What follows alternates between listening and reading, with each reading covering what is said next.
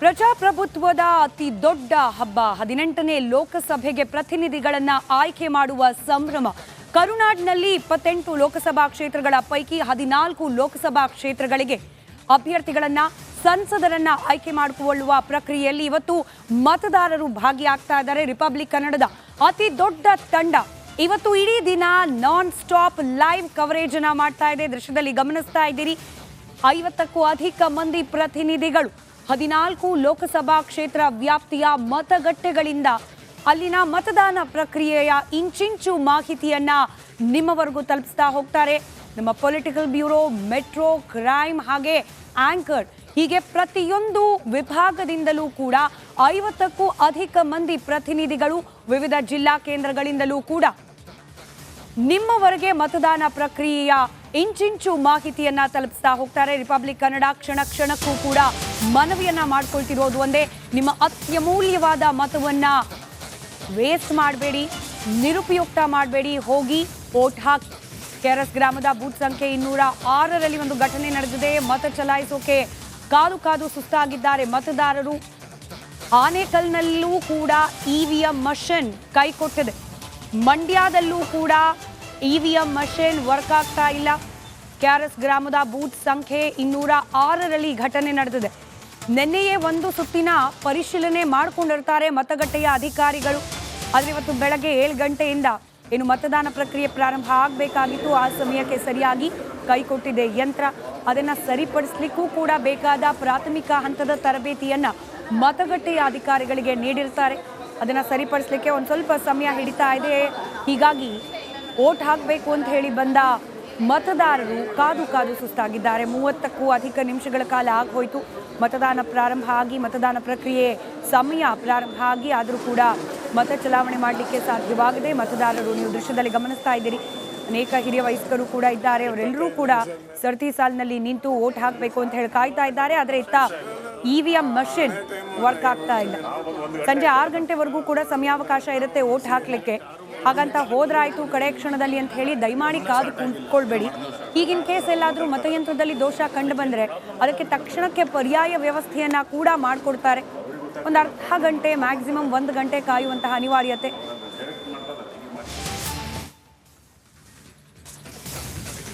ಮದುವೆ ಮಂಟಪಕ್ಕೆ ಹೋಗುವ ಮುನ್ನ ಮತದಾನವನ್ನ ಮಾಡಲಾಗಿದೆ. ಹಸಿರುಮಣೆ ಏರುವ ಮುನ್ನ ವಧುವಿಂದ ಮತದಾನ ಆಗಿರುವಂಥದ್ದು. ಮೂಡಿಗೆರೆಯ ಕುಂದೂರಿನಲ್ಲಿ ಮತದಾನ ಆಗಿದೆ. ಮದುವೆ ಮಂಟಪಕ್ಕೆ ಹೋಗುವ ಮುನ್ನ ಮತದಾನವನ್ನ ಮಾಡಲಾಗಿದೆ. ಮತದಾನ ಮಾಡೋದು ನಮ್ಮ ಹಕ್ಕು. ಈ ಹಿನ್ನೆಲೆಯಲ್ಲಿ ಮೂಡಿಗೆರೆಯ ಕುಂದೂರಿನಲ್ಲಿ ಮದುವೆ ಆಗೋದಕ್ಕೂ ಮುಂಚೆ, ಮದುವೆ ಮಂಟಪಕ್ಕೆ ಹೋಗೋದಕ್ಕೂ ಮುಂಚೆ ಮತದಾನವನ್ನ ಮಾಡಿದ್ದಾರೆ ವಧು. ದೃಶ್ಯದಲ್ಲೂ ಕೂಡ ಗಮನಿಸ್ತಾ ಇದ್ದೀರಿ, ಮತದಾನ ಮಾಡೋದು ಹೇಗೆ ನಮ್ಮೆಲ್ಲರ ಹಕ್ಕು, ಅದೇ ರೀತಿಯಾಗಿ ಅವರು ವಧು ತಮ್ಮ ಹಕ್ಕನ್ನ ಚಲಾಯಿಸಿದ್ದಾರೆ. ಮದುವೆ ಮಂಟಪಕ್ಕೆ ಹೋಗೋದಕ್ಕೂ ಮುನ್ನ ಮತದಾನ ಗಟ್ಟೆಗೆ ತೆರಳಿ ತಮ್ಮ ಮತವನ್ನ ಚಲಾಯಿಸಿ ಆ ನಂತರ ಮದುವೆ ಮಂಟಪಕ್ಕೆ ತೆರಳಿದ್ದಾರೆ.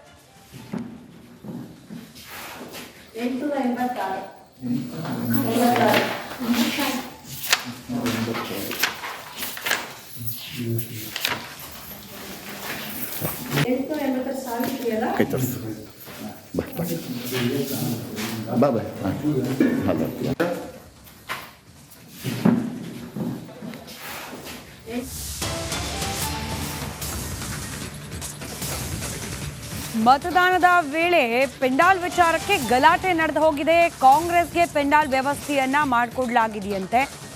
ಹೀಗಾಗಿ ಬಿಜೆಪಿಯವರು ಆಕ್ಷೇಪ ವ್ಯಕ್ತಪಡಿಸ್ತಾ ಇದ್ದಾರೆ. ನಮ್ಗೆ ಯಾಕಿಲ್ಲ ಪೆಂಡಾಲ್ ವ್ಯವಸ್ಥೆ ಅಂತ ಹೇಳಿ ಬಿಜೆಪಿಗರು ಪ್ರಶ್ನೆ ಮಾಡ್ತಿದ್ದಾರೆ. ಸಾಮಾನ್ಯವಾಗಿ ಮತಗಟ್ಟೆ ಬಳಿಯಲ್ಲಿ ಆಯಾ ಪಕ್ಷಗಳ ಏಜೆಂಟ್ಗಳಿಗೆ ಕೂಡ್ಲಿಕ್ಕೆ ವ್ಯವಸ್ಥೆಯನ್ನ ಮಾಡಿಕೊಡ್ಲಾಗುತ್ತೆ. ಅಲ್ಲಿ ಬಿಜೆಪಿಯವರಿಗೆ ವ್ಯವಸ್ಥೆ ಮಾಡಿಕೊಟ್ಟಿಲ್ವಂತೆ, ಕೇವಲ ಕಾಂಗ್ರೆಸ್ನವರಿಗೆ ಮಾತ್ರ ವ್ಯವಸ್ಥೆ ಮಾಡಿಕೊಡ್ಲಾಗಿದೆ. ಅಧಿಕಾರ ದುರುಪಯೋಗ ಮಾಡ್ಕೊಳ್ತಿದ್ದಾರೆ ಕಾಂಗ್ರೆಸ್ನವರು ಅಂತ ಹೇಳಿ ಬಿಜೆಪಿಗರು ಆಕ್ರೋಶವನ್ನ ವ್ಯಕ್ತಪಡಿಸ್ತಾ ಇದ್ದಾರೆ.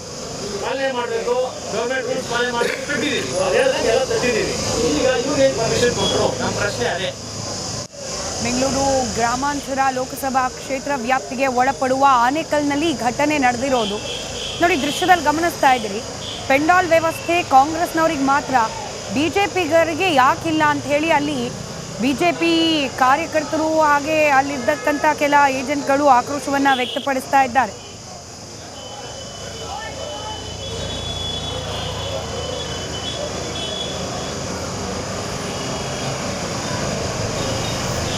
ಎಲ್ಲ ಪೆಂಡಲ್ ಬಿಜೆಪಿ ನೈಟ್ ಹಾಕೋಬಹುದು ನಮಗೆ ಪರ್ಮಿಷನ್ ಕೊಟ್ಟಿಲ್ಲ. ಈಗ ನೈಟ್ ಎಲ್ಲ ಕಂಪ್ಲೀಟ್ ಆನೆಕಲ್ ಕಾಂಗ್ರೆಸ್ ಆನೇಕಲ್ನಲ್ಲಿ ಮತದಾನದ ವೇಳೆ ಪೆಂಡಾಲ್ ಗಲಾಟೆ ನಡೆದು ಹೋಗಿದೆ. ಕಾಂಗ್ರೆಸ್ನವರಿಗೆ ಮಾತ್ರ ಪೆಂಡಾಲ್ ವ್ಯವಸ್ಥೆಯನ್ನ ಮಾಡಿಕೊಡಲಾಗಿದೆ, ಬಿಜೆಪಿಯವರಿಗೆ ಇಲ್ಲ ಅನ್ನೋದು ಆಕ್ಷೇಪ. ಈ ಥರ ಚಿಕ್ಕ ಪುಟ್ಟ ಗಲಾಟೆಗಳಾಗ್ತಾ ಇರುತ್ತೆ. ಅಲ್ಲಿ ಚುನಾವಣಾ ಭದ್ರತಾ ಹಾಗೆ ಈ ರೀತಿಯ ವ್ಯವಸ್ಥೆಗಳಿಗೆ ಅಂತಲೇ ಸಿಬ್ಬಂದಿಗಳನ್ನು ನಿಯೋಜನೆ ಮಾಡಲಾಗಿರುತ್ತೆ, ಅವರು ಅದನ್ನು ಅಡ್ರೆಸ್ ಮಾಡ್ತಾರೆ. ಆಯ್ತಾ, ಹಾಸನದಲ್ಲಿ ಮೈತ್ರಿ ಅಭ್ಯರ್ಥಿ ಪ್ರಜ್ವಲ್ ರೇವಣ್ಣ ಪೂಜೆಯನ್ನ ಸಲ್ಲಿಸಿದ್ದಾರೆ. ಪೂಜೆ ಪುನಸ್ಕಾರ ಮಾಡಿ ಅದಾದ ನಂತರದಲ್ಲಿ ವೋಟಿಂಗ್ ಮಾಡ್ಲಿಕ್ಕೆ ಹೋಗೋ ಸಾಧ್ಯತೆ. ಹರದನಹಳ್ಳಿಯಲ್ಲಿ ಪ್ರಜ್ವಲ್ ರೇವಣ್ಣ ಪೂಜೆ ಸಲ್ಲಿಸಿದ್ದಾರೆ.